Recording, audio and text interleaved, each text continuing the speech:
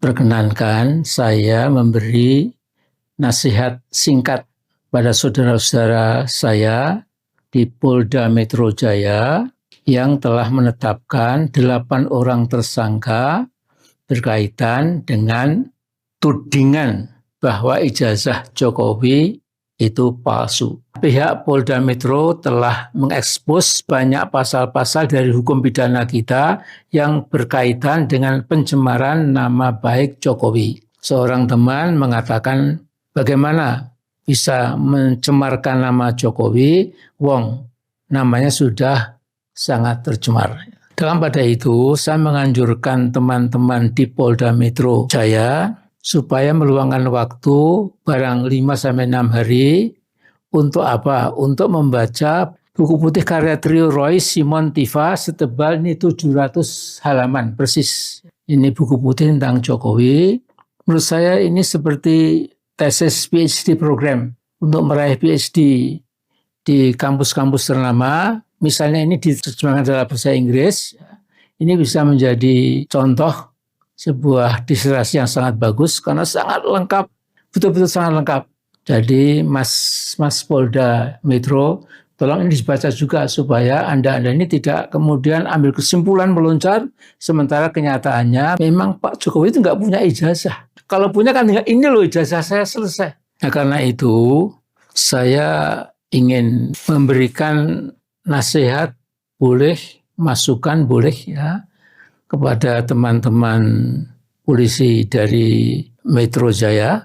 Jadi janganlah memaksa diri, karena jadi bahan ketawaan masyarakat, nggak eman-eman. Jadi kita tetap masih mengharapkan Polri kita menjadi sebuah contoh keteladanan, sebuah lembaga negara yang menjaga keamanan, ketertiban umum, dan lain-lain. Jadi tolong ditinjau kembali, karena kalau betul Polda Metro mau menangkap 8 tokoh tadi, kemudian dengan dipaksakan, ya, dengan menekuk-nekuk hukum, ya, lantas dijebloskan ke penjara misalnya, saya kira akan semakin kacau.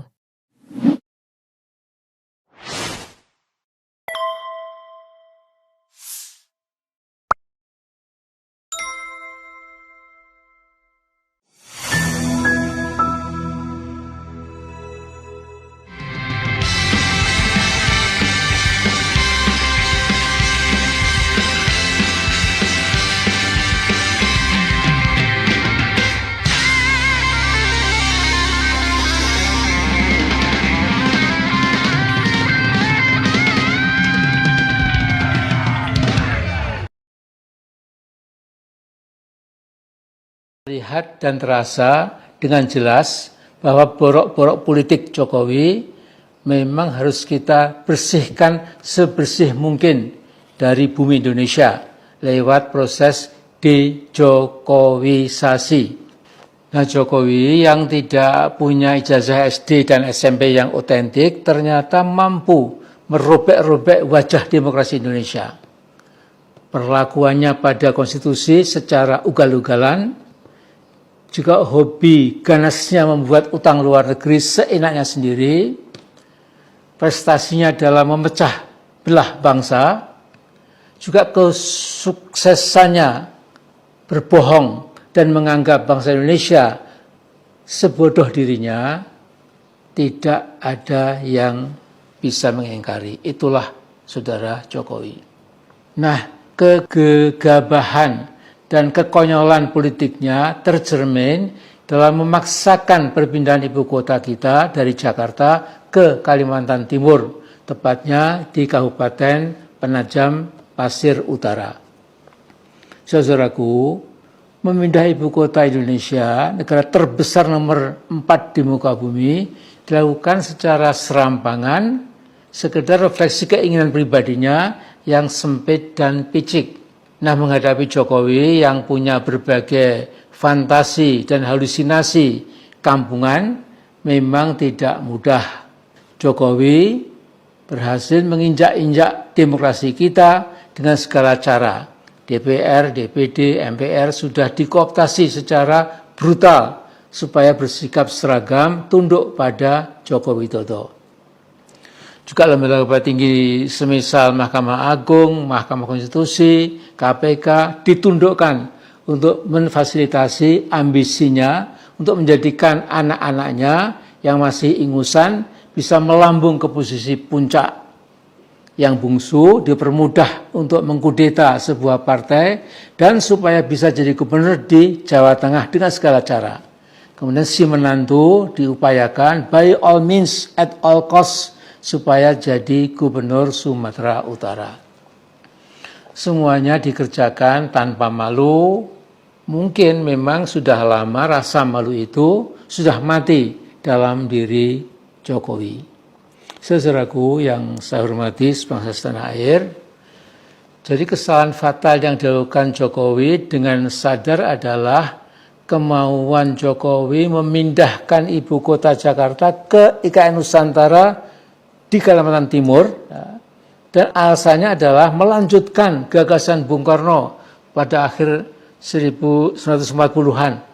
Tetapi Bung Karno cukup cerdas, tidak membayangkan ibu kota di tengah hutan belantara, di area perbukitan yang ternyata miskin air, harus menggusur secara jelas dan kejam, ya, ribuan penduduk asli yang sudah hidup turun-temurun, dan lain sebagainya.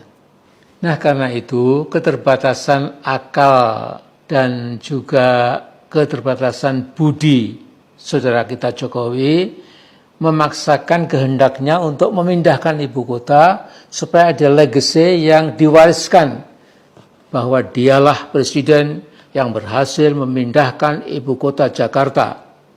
Nah, kata Pak Dalang, keinginan gegabah Jokowi itu tanpa studi matang dinamakan kemauan bilung. Bilung adalah temannya Togok yang mengabdi pada keserakahan dan ketamakan. Nampaknya Jokowi sedang menjalani takdir menuju ke keruntuhannya. Sudah begitu terang benderang proyek IKN pasti mangkrak, 100% kata saya.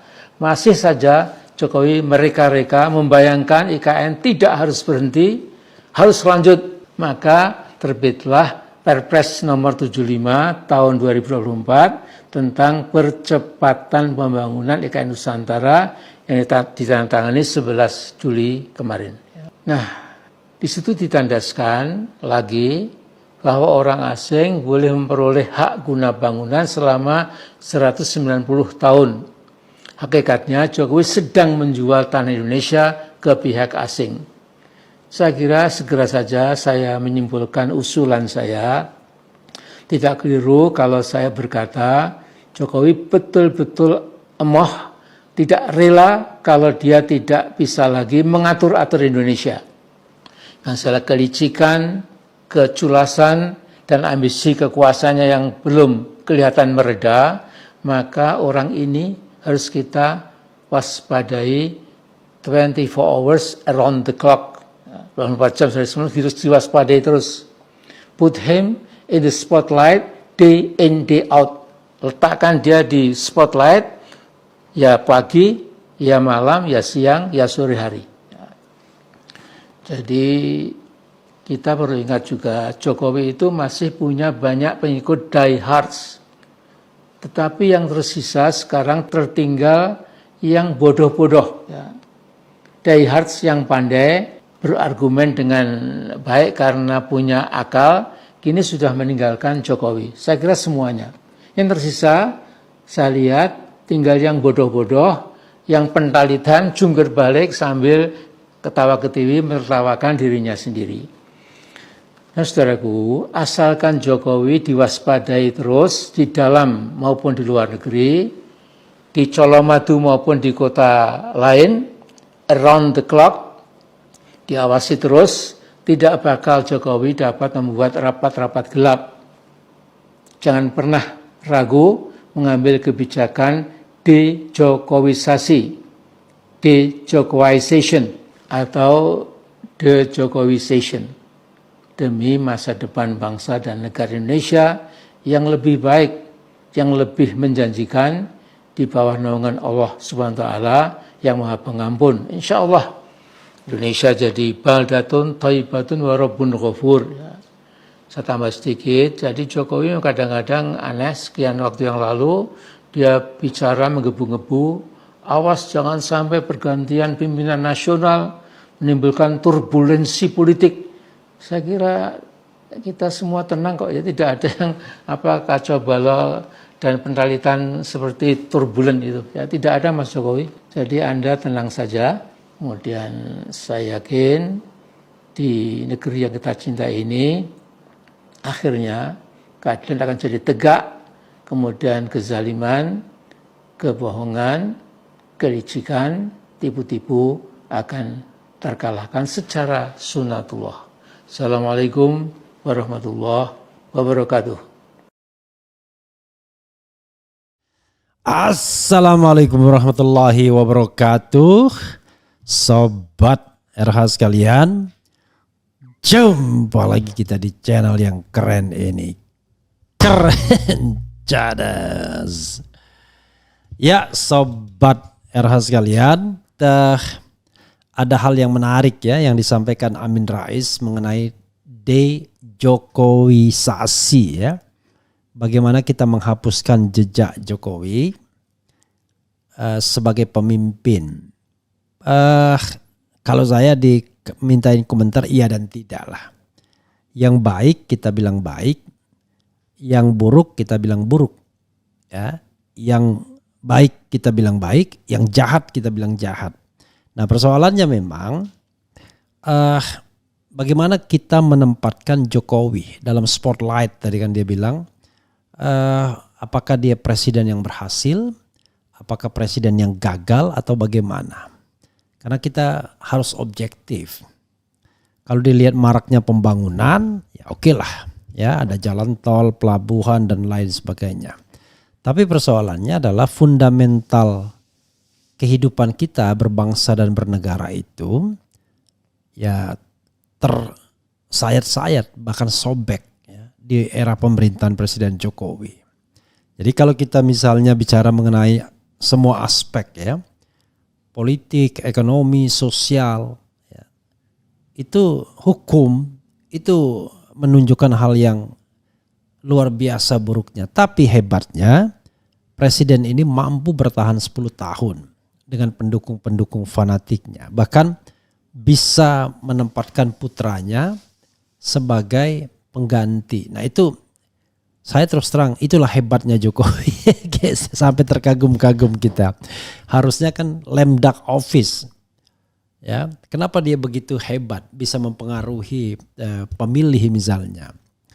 Ya mungkin kalau presiden lain tidak melakukan politik gentong babi sekasar-kasarnya, tapi dia mampu sekasar-kasarnya dan kemudian beyond reasonable ya, pelanggaran etikanya nggak masuk akal sudah. Contohnya misalnya ya Mahkamah Konstitusi bagi-bagi bansos di depan istana dan lain sebagainya dan lain sebagainya. Jadi ini menarik sebenarnya ya, karena itu be objektif terhadap Presiden Jokowi. Oke, satu aspek misalnya utang pemerintah ya. Gimana kita mau mengatakan bahwa Jokowi berhasil dalam hal ini?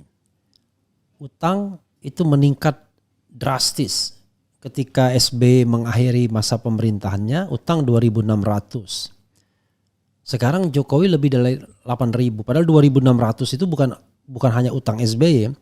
Hutang pemerintah mulai dari Bung Karno sampai kemudian SBY 2.600. Berapa presiden itu dilalui. Tapi begitu Jokowi utang itu melonjak tajam luar biasa dari 2.600 ke 8.000 lebih. Oke, apakah pendukungnya mau mengatakan hebat itu? Oke, belum lagi ternyata selain utang pemerintah ada juga utang BUMN yang besar juga nilainya. Kalau tidak salah sekarang sudah 6 ribuan. Ada juga kewajiban pemerintah yang harus dibayar. Seperti misalnya pensiun ASN baik sipil maupun militer. Jadi ini misalnya posisi per 31 Desember 2023 ya. Utang pemerintah, ini definisi biasa ya. itu 8.144,69 triliun. Ya, alias 38,98% dari PDB ya, produk domestik bruto. Kemudian kewajiban pemerintah ditambah kewajiban pemerintah itu 9.536,68 triliun. Jadi kewajiban pemerintah itu ya kewajiban asuransi, pensiun, pegawai negeri dan lain sebagainya, atau ASN baik sipil maupun militer, atau ASN TNI dan Polri. Itu 9.536,68. Kewajiban termasuk program pensiun ya. Rupanya 2 kali kewajiban ya. Kewajiban apa lagi nih ya? 12.657. 60% dari PDB. Kemudian termasuk kewajiban BUMN ya. Jadi 19.000.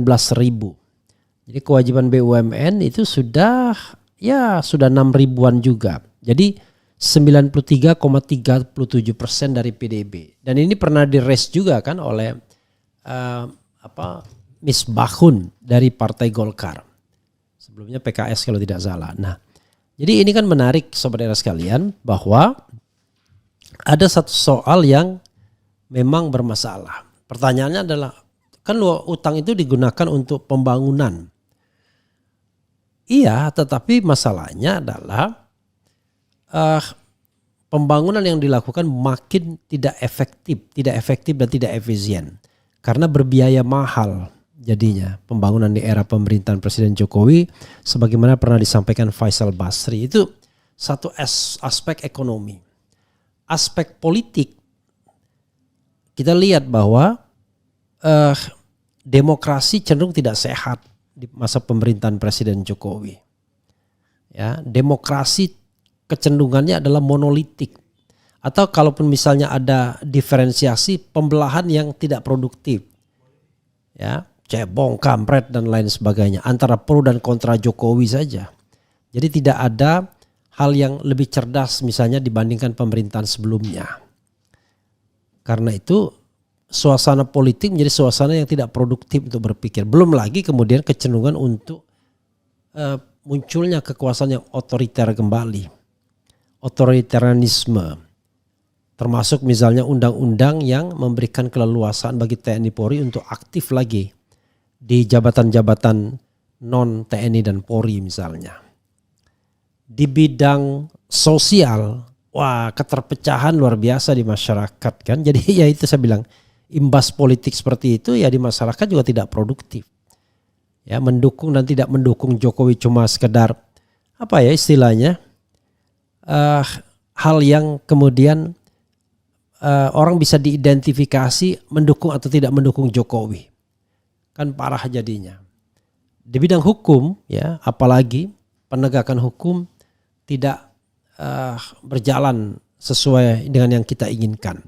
Yang perlu di-highlight misalnya pemberantasan korupsi dan termasuk juga penegakan hak asasi manusia kalau kilometer 50 dan lain sebagainya. Kemudian hukuman ringan bagi koruptor dan lain sebagainya dan lain sebagainya. Jadi aspek-aspek itu, kalau kita tambah aspek ekonomi tidak hanya bicara utang, tapi juga pertumbuhan ekonomi misalnya. Pertumbuhan ada tetapi di bawah prestasi SBY. Terjadi pelambatan. Kemudian kalau kita lihat lagi misalnya di bidang ekonomi ya kita juga lihat misalnya kemiskinan, pengangguran dan lain sebagainya. Nah, the whole ya, the general, jawab kita secara jujur, apakah Jokowi sebagai presiden berhasil atau tidak?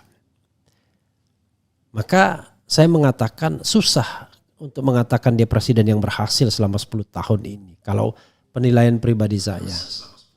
Makanya kemudian rumor yang berkembang adalah dia sendiri mulai khawatir. Pernah juga di-raise oleh pembantu dia yang dari relawan yang dijadikan menteri. Kalau yang menang itu adalah misalnya non Prabowo, maka kita semua masuk penjara. Sampai begitu cara berpikirnya. Artinya kan orang bisa masuk penjara kan karena ada kesalahan-kesalahan yang luar biasa. Maka kesalahan yang luar biasa itu ada 2. Abai terhadap penegakan hukum, terutama hak asasi manusia, dan korupsi. Kan begitu. Melakukan tindak pidana korupsi Ubedillah Badrun misalnya sudah melaporkannya kepada KPK. Makanya muncul juga analisis yang mengatakan Jokowi memerlukan bunker, tidak hanya centeng. Kalau centeng dia berharap bahwa Prabowo akan melindunginya. Paling tidak anaknya masih menjadi wakil presiden, walaupun kita tidak tahu apakah Gibran Raka Buming Raka setelah dilantik akan diperhatikan karena wakil presiden. Apakah kemudian hanya di kantornya hanya berisi main-mainan saja dan dibiarkan main-main. Tetapi real politiknya nggak ada. Karena kalau kita lihat misalnya orang seperti JK pun mengeluh ketika jadi wakil presiden. Kalau ada yang namanya keputusan wakil presiden mungkin sudah saya buat banyak katanya. Tapi kan tidak bisa. Segala sesuatu harus melewati presidennya. Tapi jangan lupa sebagai ban serep, kalau ada masalah kesehatan dengan Prabowo Subianto, Gibran bisa jadi naik sebagai presiden. Jadi sobat era sekalian, bunker yang diciptakan juga, entah dengan kerjasama dengan Prabowo misalnya, yaitu pembentukan kembali Dewan Pertimbangan Agung. Dewan Pertimbangan Agung bermimikri kembali, hadir kembali setelah dibubarkan melalui perubahan atau amandemen konstitusi. Jadi ini menjadi bunker untuk menampung senior citizen termasuk Presiden Jokowi. Sehingga tidak gampang, tidak mudah, dan orang-orang ahli hukum tata negara, teman saya sendiri melakukan melegitimasi itu. Yusri Iza Mahendra, Margarito Kamis dan lain sebagainya ya. Jadi sekali lagi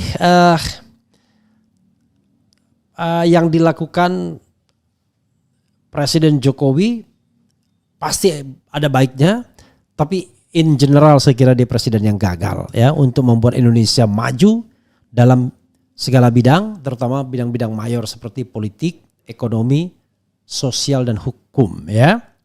Itu soalnya.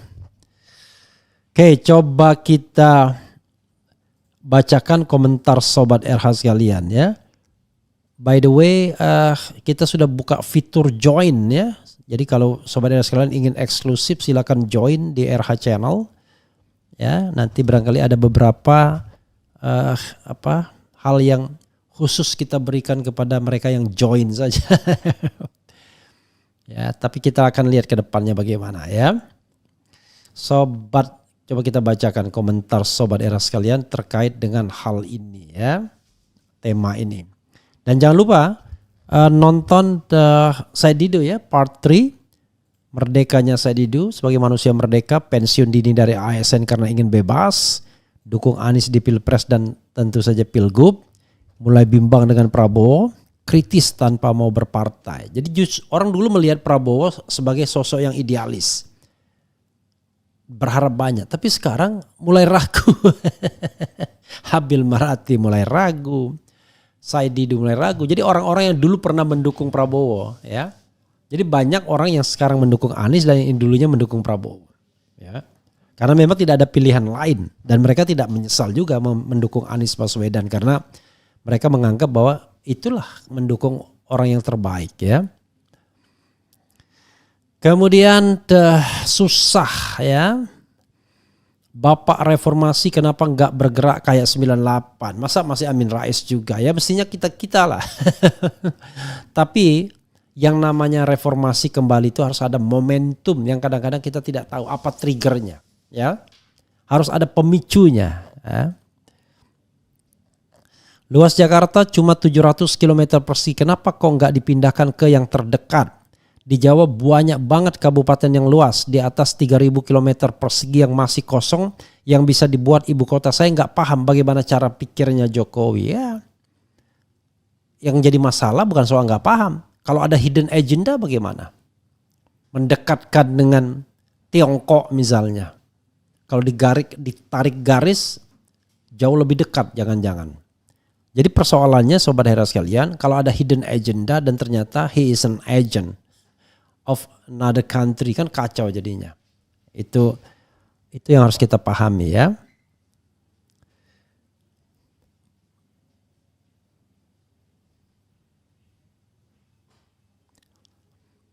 Bang Refli Harun tersebar isu Anies dan T. Katanya inisial T adalah bohirnya Anies, ya ini yang menjadi sponsor terbesar Formula E. Apakah dia dewa yang mengizinkan Anies maju di KI? Begini saudara sekalian ya. Tidak ada event di Indonesia ini yang bisa berjalan tanpa sponsorship dari dua komponen saja. Negara melalui BUMN-nya dan swasta melalui para cukongnya. Udah, itu saja. Karena yang namanya keuangan itu ya dikuasai oleh mereka. Nggak mungkin perusahaan-perusahaan biasa yang mampu menjadi sponsorship. Dulu juga pernah juga sosok yang bersangkutan menyelamatkan pameran Indonesia di luar negeri ya, yang bikin Didi Petet stres lalu sampai meninggal dunia. Walaupun kita tidak bisa langsung melihat hubungan kausalitasnya, tetapi intinya adalah waktu itu kekurangan dana juga. Jadi gini, charity, kebaikan itu tidak bisa menghilangkan kalau seandainya pelanggaran terjadi. Jokowi misalnya, karena dia mantan presiden, wah sudah kita mikul duor, mendem jero, ya kan? Yang baik-baik kita timbulkan, yang jelek-jelek kita pendem sama-sama. Ya itu kan kearifan kita, tapi dalam hal penegakan hukum tidak bisa begitu. Kalau dia misalnya ada indikasi korupsi, penyalahgunaan jabatan, ya tetap saja diproses. Kalau misalnya mentang-mentang kita presiden lalu kemudian tidak bisa diproses, wah enak sekali jadi presidennya ya. Kemudian ibu kota pindah ke Kalimantan ya. Oke. Sehat selalu Pak Amin, all soldiers is never die, spirit always young. Oke. Pak, apakah inisial T itu adalah T? Clue dari RH usianya lumayan dan baru saja ulta. Clue dari Benny inisial T dan yang kedua tidak disebutkan ya. Bukan ada dua kata, dua huruf. Aku lebih percaya ucapan Pak almarhum Gus Dur. Kalau sudah pakai Gus Dur jangan lagi pakai Pak ya.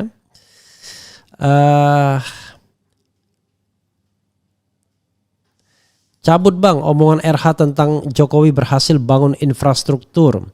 Infrastruktur tersebut tidak ada manfaat untuk rakyat kecil, bandara merugi, jalan tol MBS cacat, tidak rata lurus, tidak ada baiknya si Jokowi. Enggak juga ya.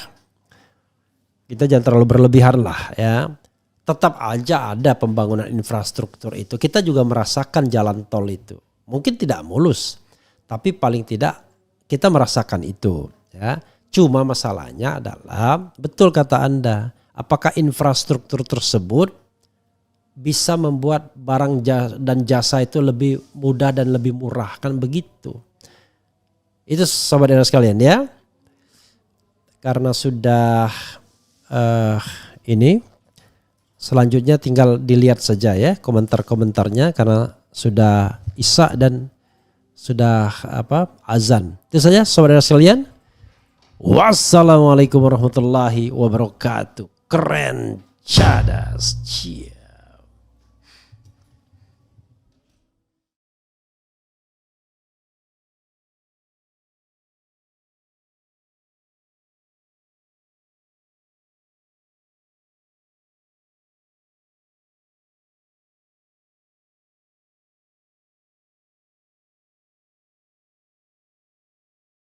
Ya. Sampai saya menyatakan, saya rela dihilangkan oleh kekuasaan demi membongkar kasus. Saya akan hadap. Yang saya selalu menyatakan, saya dengan beliau itu saya ada 5 value Pak Prabowo yang saya pahami. 1, dia punya patriotisme. 2, punya nasionalisme. 3, punya rasa keadilan. 4 adalah dia punya rasa kerakyatan loh yang tinggi sekali. Yang 5 adalah bahwa dia sebenarnya orang demokrat. Mulai kemarin tuh kok kayak begini. Kalau mau wakil menteri itu saya masih memaklumi karena itu kan pengganti tim transisi aja. Tapi keluarga. Ya, nah itu yang problemnya. Jadi seperti sekarang saya pikir saya masih ingat betul perkataan Pak JK.